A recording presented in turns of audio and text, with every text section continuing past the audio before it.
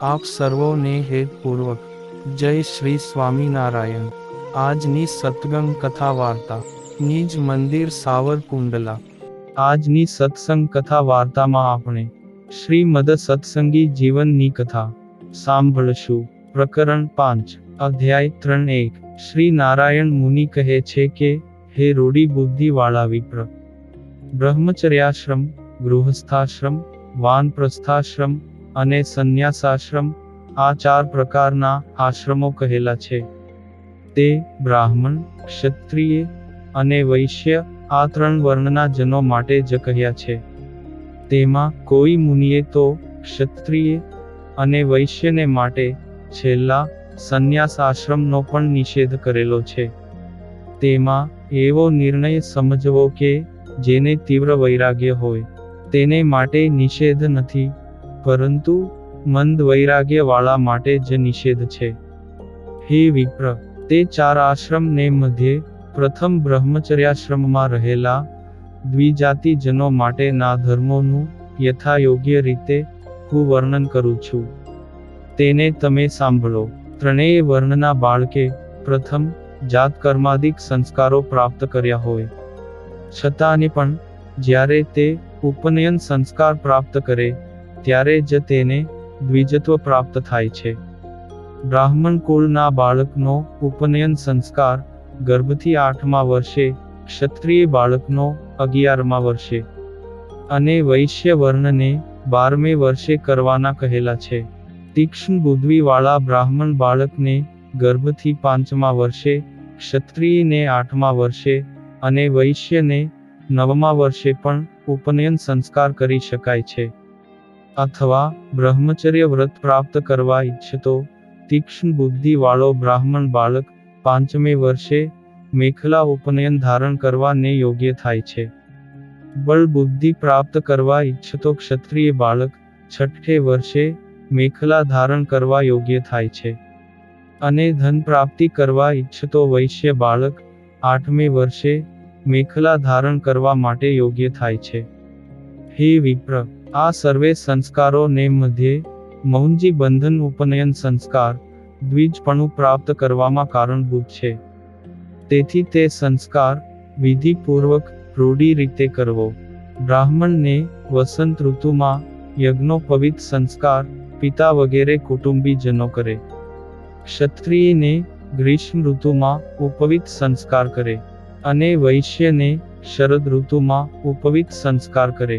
અથવા માઘથી જેઠ માસ સુધીમાં 5 માસ દરમિયાન સમગ્ર દ્વિજ શબ્દ વાચ્ય ત્રિવર્ણો ઉપનયન સંસ્કાર પ્રાપ્ત કરે। આ ગર્ગ મુનિના મતથી કહ્યું છે। પુત્રના જન્મના મહિનામાં ઉપનયનાદિક મંગલ કાર્યો કરવા નહીં, તેમજ જન્મ નક્ષત્રમાં પણ કરવા નહીં, તેમજ જન્મને દિવસે પણ મંગલ કાર્યો કરવા નહીં। પ્રથમ પુત્ર કે પુત્રીના પણ જેઠ માસમાં ઉપનયનાદિક મંગલ કાર્યો કરવા નહીં। જન્મ માસમાં, જન્મતિથિમાં અને જન્મ નક્ષત્રમાં તેનાથી વિપરીત દળમાં અર્થાત સુદ પક્ષમાં જન્મ હોય તો વદ પક્ષમાં ઉપનયનાદિક મંગલ કાર્ય કરવું। એવો ગર્ગાચાર્ય, ભાર્ગવ મુનિ અને શૌનક મુનિનો મત છે। દેવગુરુ બૃહસ્પતિનું સામર્થ્ય જોઈને ઉપનયન સંસ્કાર કરવો। બૃહસ્પતિ જો નિર્બળ હોય તો ચૈત્ર માસમાં સૂર્ય મીન રાશિને વિશે હોય ત્યારે ઉપવિત સંસ્કાર કરવો। પોતાની શાખાના પતિનું સામર્થ્ય જોઈને તથા લગ્ન શુદ્ધિ જોઈને પોતપોતાની શાખાને અનુસારે દિવસના પૂર્વ ભાગમાં ઉપનયન સંસ્કાર કરવો। હવે ઉપનયન આપવાનો અધિકાર કોને છે તે કહીએ છીએ। પિતાએ જ પુત્રને ઉપનયન સંસ્કાર કરવો। જો તે ન હોય તો કાકાએ કરવો, અને તે ન હોય તો મોટા ભાઈએ ઉપનયન સંસ્કાર કરવો। અને યજ્ઞોપવિત એટલે કે જનોઈ બનાવવાની રીતિ એવી છે જે પવિત્ર સ્થળમાં બેસી સર્વે તંતુ સરખા ભાગે લેવા, કે જે તૂટેલા ન હોય, શુદ્ધ કપાસમાંથી તૈયાર કરેલા હોય તેવા લેવા। અને તે તંતુને 4 આંગળીમાં 96 વખત વીંટાળીને ગણવો। વળી ફરીથી ત્રેવડો કરી ડાબો હાથ ઊંચો કરી તેમને વળ આપવો. વળી ફરીથી ત્રેવડો કરી ડાબો હાથ ઊંચો કરી તેમને વળ આપવો. આમ 9 વળ થયા. તેમને ફરીથી ત્રેવડો કરવો. ત્યારે તે યજ્ઞોપવીત તૈયાર થાય છે. આવી યજ્ઞોપવીતને એક ગાંઠ વાળવી, બાકીનો વિસ્તાર કૃત્ય ચિંતામણી થકી જાણવો.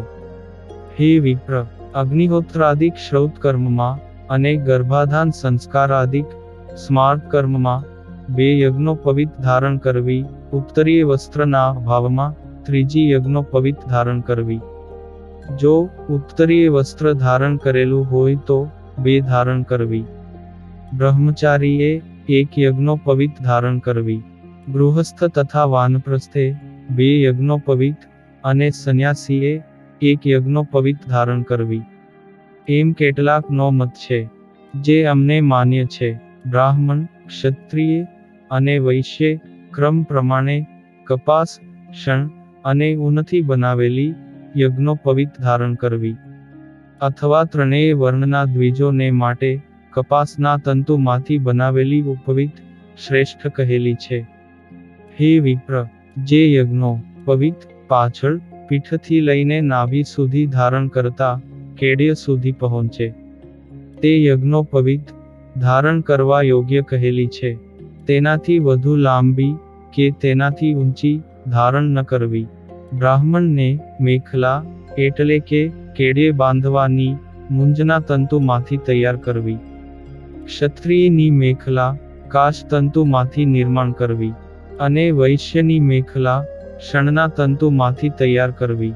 અને તે મેખલા એટલે કે કટિબંધ પોતપોતાના પ્રવરમાં માનેલી સંખ્યા પ્રમાણે ગાંઠે વાળેલી, ત્રેવળી, સુંદર અને સરખી હોવી જોઈએ. હવે દંડની રીત કહીએ છીએ. બ્રાહ્મણને પલાશ એટલે કે ખાખરાનો અથવા બિલ્લી વૃક્ષના કાષ્ઠનો, જે મસ્તક પર્યંત લાંબો હોવો જોઈએ.